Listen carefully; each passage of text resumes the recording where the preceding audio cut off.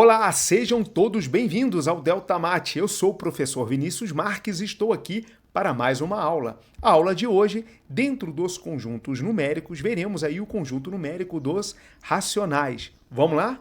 Bom, o conjunto dos racionais, precisamos lembrar que são as frações, ou seja, como é que a gente vai definir esse conjunto aí tão importante chamado de racional? Então vamos lá, olha só.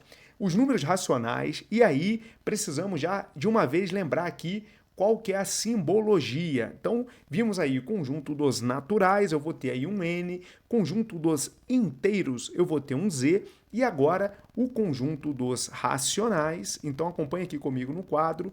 Então, olha só, conjunto dos números racionais.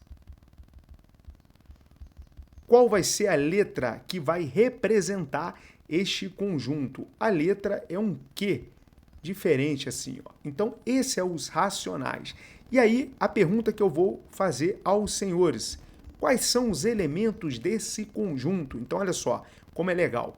Conjunto Q, eu vou ter aqui os elementos da forma A sobre B, ou seja, eu estou diante das frações, ok? Tal que, aí eu vou usar o meu tal que, ponto e vírgula. O meu A pertence ao conjunto Z e o meu B pertence também ao conjunto Z, excluindo o zero. Por que eu preciso lembrar da exclusão do zero? Porque nós não definimos divisão por zero, ok? Então, esse aqui é o meu conjunto Q. Voltando aqui, na nossa apresentação, eu coloquei para vocês desta forma, né? Então, aquela ideia, parem aí o vídeo, façam as anotações no caderno, perfeito? Para tudo ficar aí redondinho. Bom, com isso, quando eu defino aí que o Q são os elementos do conjunto Q, são aqueles valores A sobre B, A pertencente a Z, e o B também pertencente a Z asterisco, o que eu já consigo perceber? Que o conjunto Q é um conjunto maior em relação ao Z, que por sua vez vai ser maior do que o conjunto dos naturais. Então, olha só, eu consigo perceber que o Q contém o Z e também contém o N. Essa é uma dica importante, ok? Então, avançando aqui um pouco na nossa apresentação, eu já trago aí para os senhores aí a ideia dos subconjuntos, ok? Então, olha só, quais são os dois subconjuntos aí, talvez os mais importantes aí nos racionais? É o N, natural, depois o Z. Então, N está contido em Z, que por sua vez está contido em Q.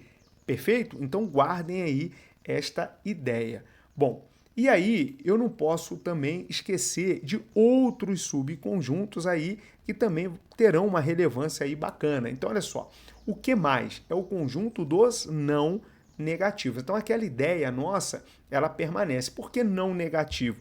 Porque o zero, ele pertence a esse conjunto. Se o zero pertence ao conjunto, eu não posso falar que é o racional negativo, perfeito? Né? Ou melhor, o positivo, racional positivo, eu vou ter que falar que ele é o não negativo. A mesma coisa vai acontecer no que menos. Eu posso falar que são os racionais negativos? Não. Por quê? Porque o zero ele pertence a esse conjunto. Então eu vou falar que são os racionais não positivos. E beleza, o que asterisco? Eu vou falar que são os conjuntos não nulos, porque o zero ele não faz parte aí do meu conjunto, beleza? Se eu quiser avançar um pouco nessa ideia, eu consigo fazer, né, da mesma forma que foi feito lá com o Z, eu consigo vir aqui e trabalhar, olha, o Q mais asterisco e o Q menos asterisco, ok? Então aqui eu excluí o zero, aqui eu excluí o zero, então eu vou ter o Q positivo, e depois ali o Q negativo. Tranquilo? Bom, então, show de bola. Voltando aqui para a nossa apresentação e avançando um pouquinho, eu tenho aqui, olha, uma ideia importante. Já que eu estou trabalhando com as frações, eu preciso lembrar dos nomes, né? As notações, beleza? Que eu vou usar ali. Então, olha só, na fração A sobre B, eu tenho que o A é quem? O numerador. É só lembrar de nuvem, que está lá em cima. Então, numerador. E o B vai ser o denominador, é o que está debaixo. Então, ninguém vai confundir isso aí. Numerador, denominador, beleza? Aí, olha só que importante que está escrito aqui, trouxe aqui para os senhores. Se A e B são primos entre si, o que significa dizer que são primos entre si? Ah lá, o MDC entre esses dois numerozinhos é 1, ok? Dizemos que A sobre B é uma fração irredutível. Então, olha só, eu tenho aí aquelas frações onde nós seremos capazes de encontrar frações equivalentes, ou seja, trabalhar a simplificação. Quando A e B forem primos entre si, ela já estará na forma irredutível. Show de bola? Então, é o que eu coloquei aqui para os senhores. Então, olha só, no nosso slide, eu tenho, né, os exemplos aqui, olha, 2/5. 2/5, vamos vir aqui para o quadro e aí a gente pode trabalhar até outros exemplos. Então, olha só, vamos juntos aqui, ó. O que significa dizer aqui, né, o que está sendo colocado ali, essa ideia do nosso ser, né? Aqui descer um pouquinho, vou ajustar aqui um pouco, bacana. Então, olha só, vamos lá, vamos juntos aqui, ó. Essa ideia de ser redutível ou não. Então, digamos que eu tenho aqui, olha, 2/5. 2/5, 2 e 5, né? O MDC entre 2 e 5 é 1. Então, eu já estou diante de uma fração aí que não é possível simplificá-la. Show de bola? Agora, se eu estiver aqui diante, por exemplo, de uma fração aqui, ó, bem simples, 3/12.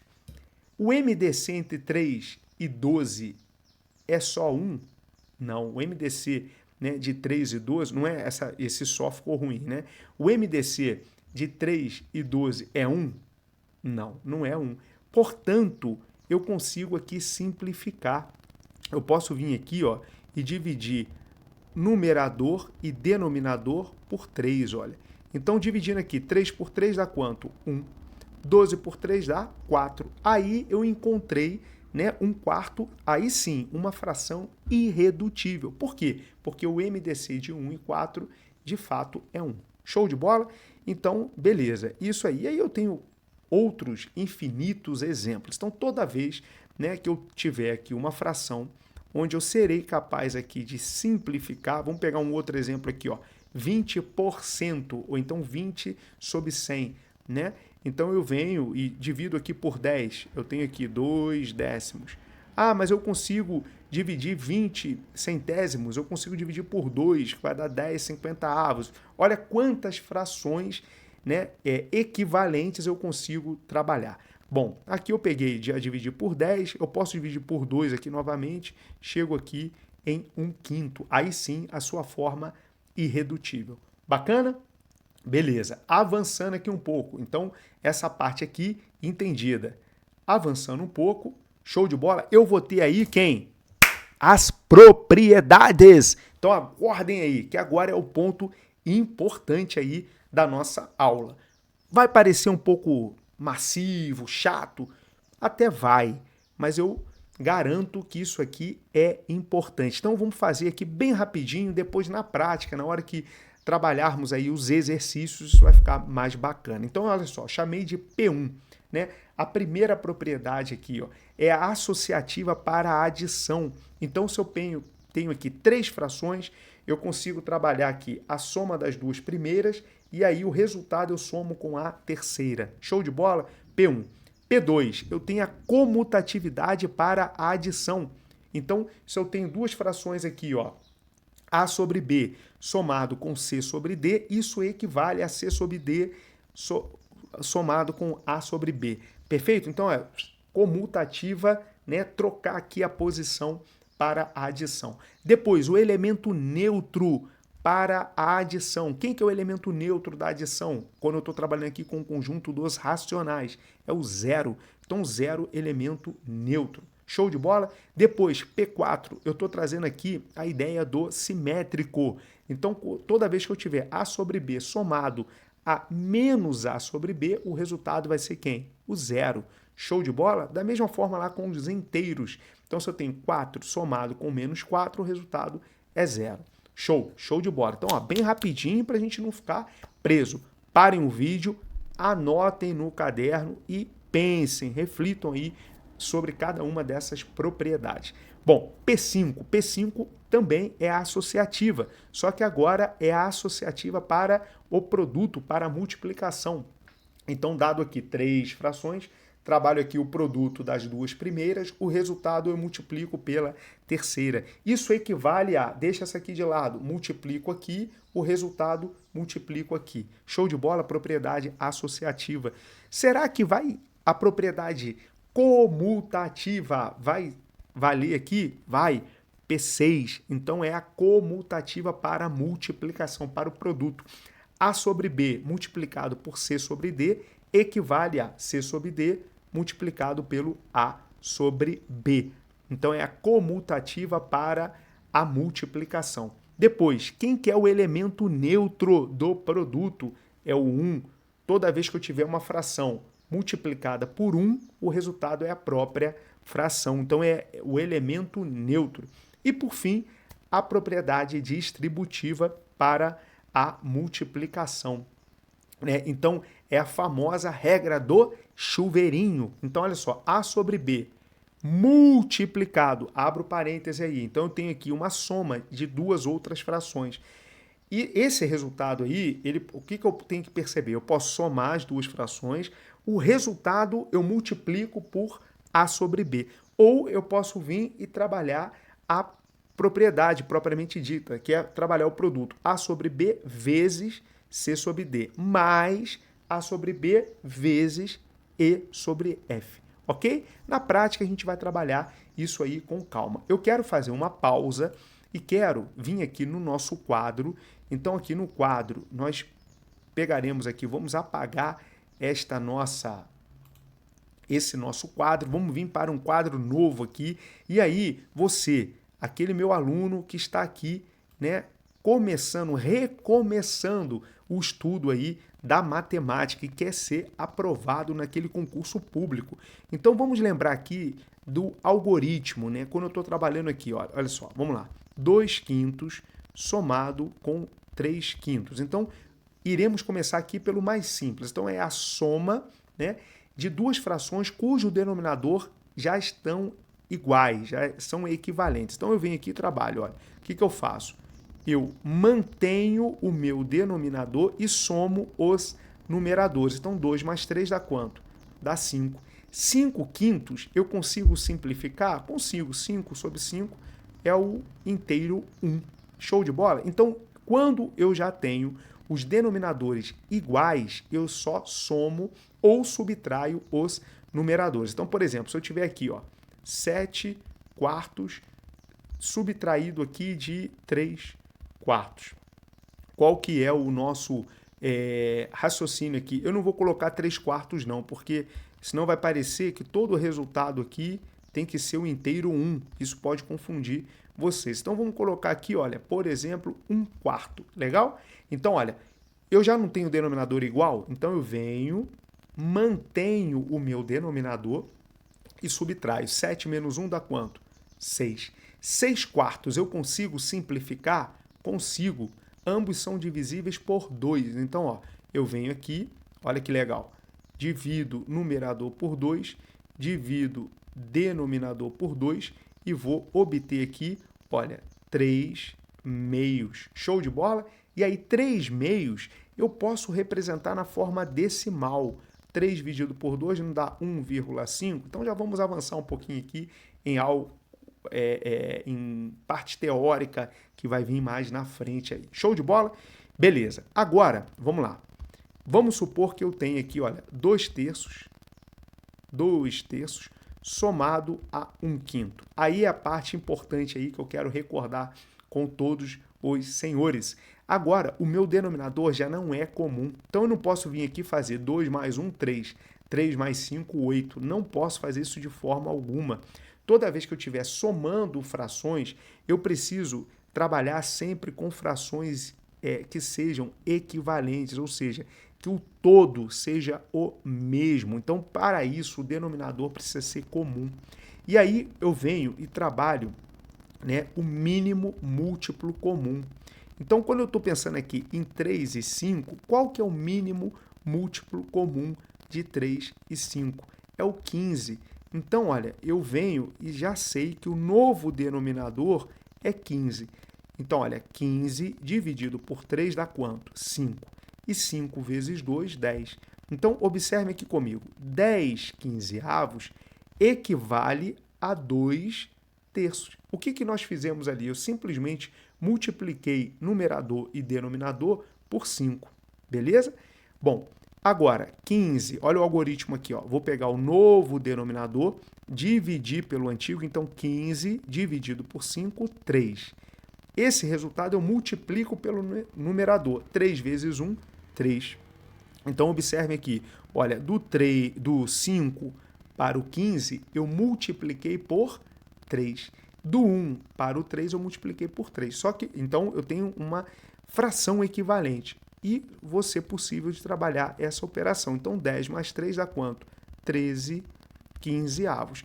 Caímos naquela situação de 13 quinzeavos, o MDC entre 13 e 15 é 1. Então, a fração já está na forma irredutível, ok? Então, eu não consigo, nesse caso, simplificar. Legal? Outra operação aqui importante. Então, olha só, para a gente poder aproveitar aqui e lembrar, é o produto de fração. Então, vamos supor que eu tenho aqui, olha, 2 terços multiplicado aqui por 5 quartos. Como que trabalho? Como é que eu posso, qual que é o algoritmo da multiplicação? Na multiplicação, aí sim, eu vou trabalhar aqui o produto do numerador pelo numerador. Então, quanto que é 2 vezes 5? 2 vezes 5 é 10. E 3 vezes o 4, 12. Então, é direto, ok? 10 dozeavos eu consigo simplificar? Consigo. Ambos são divisíveis por 2. Então, aqui vai ficar o quê? 5 sextos. E aí, 5 sextos, de fato, já está na forma irredutível, ok? Vamos lembrar aqui de um outro conceito, ainda nesse produto aqui, olha, 2 terços multiplicado aqui por 5 quartos.